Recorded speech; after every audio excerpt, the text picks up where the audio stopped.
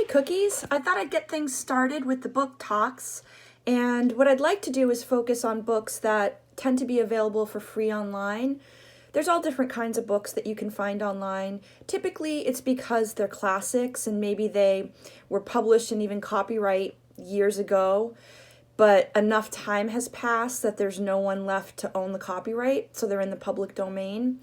Also, what's started to happen is a lot of publishers are making their books available for free online.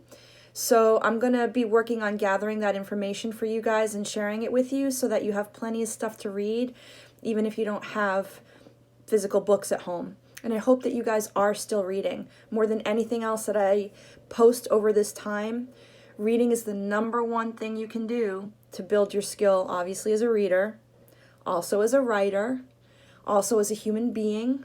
It gives you background knowledge and expands your schema so that you can understand your other classes better. Just keep reading, #1 thing.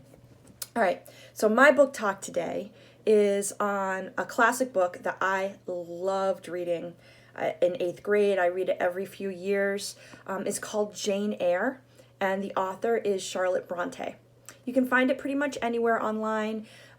Just Google the name, look up Project Gutenberg or Google Books or anything like that, and it's going to be free because it's a classic. I don't have a physical copy of it here at my house, but I will show you the cover. Let me see. Where did I put that?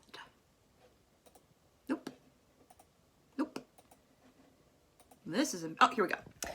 So, hang on. All right, so this is the cover. You can see there's lots of different covers because the book has been published so many times over the years. Okay, so Jane Eyre, what it's about is this girl, Jane Eyre, and it takes place in the 1800s in England. The language is kind of difficult, the story is dated, but if you like the book talk and you think you want to read the book, the good news is that there's several TV and movie versions of Jane Eyre, and you could watch it and then you could read it. So that's a way you can access something that might be a little bit more difficult for you, like outside of your reading zone level kind of thing. If you watch the movie of it first, then when you sit and read it, that difficult language isn't quite so difficult for you. And also, you guys should know by now, we've been together long enough, don't be intimidated by difficult vocabulary. You guys have got this. So Jane Eyre is about this girl, Jane Eyre, and she's an orphan, and she lives with her aunt and uncle, and her aunt is abusive and all these horrible things. I would almost say it's like a Cinderella story, like a weird Cinderella story, but like she has like the cruel cousins, and the aunt, you know, tortures her basically, and eventually she's sent off to like a school for bad kids, and like all this horrible stuff happens at the school because the kids are poor and they make them be in the cold and they get sick, and like they don't do anything to stop the spread of germs, so like her best friend dies in her arms. Oh my gosh, it's horrible. But then the story continues as she grows up to be an adult. Here's where it gets really interesting. She was an awesome student at school, and she decides to become what was called a governess, which would be like somebody who would go to a rich family and be like the personal teacher to the kids of that family. But the person who hired her as a governess, it wasn't really a family. It was this single man who had a girl who, it's unclear whether she was his daughter or who she was, but he was in charge of raising her. So he hired Jane Eyre, and he's older. He's grumpy. His name is Mr. Rochester. And Mr. Rochester decides, like, he's not there in the beginning when she gets settled, but when he shows up, he finds Jane really interesting. She's very plain. She's very no-nonsense. He is a bit of a rogue. He teases her, but in a fun way.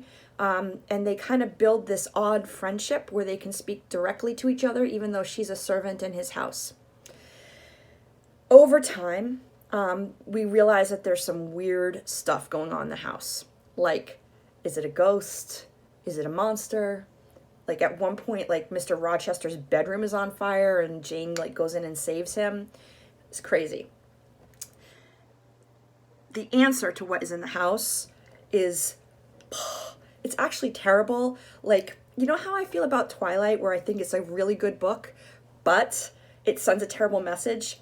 Jane Eyre, same thing. It's a really good book, but Mr. Rochester, but still, as a kid growing up, he was always like one of my favorite literary heroes. It's such a good book. There's so many twists and turns. There's like an interrupted wedding. There's like multiple weird love interests. But it's wonderful. And oh, there's a fire, like a real one, like a big one that destroys the house. There's so many things. I don't want to spoil it. So I highly recommend you check out this book if you like romances, if you like classics, if you like old-fashioned literature. I'm going to read you one of my favorite quotes as my powerful pick-out. And this is Jane, who is the first person narrator of this book. "I'm not an angel," I asserted, "and I will not be one till I die. I will be myself. Mr. Rochester, you must neither expect nor exact anything celestial of me, for you will not get it, any more than I shall get it of you, which I do not anticipate." That Jane Eyre, she's such a sassafras. All right, guys, hope everybody's doing well. I'm looking forward to seeing your book talks. Post them on Google Classroom. Let's give each other ideas of what we can read, especially if you can give a book talk on something that people can find for free online. That would be like super duper. But if not, I'd love to know what you're reading and have you share it with the class. All right, guys, I miss you. Talk to you soon. Bye.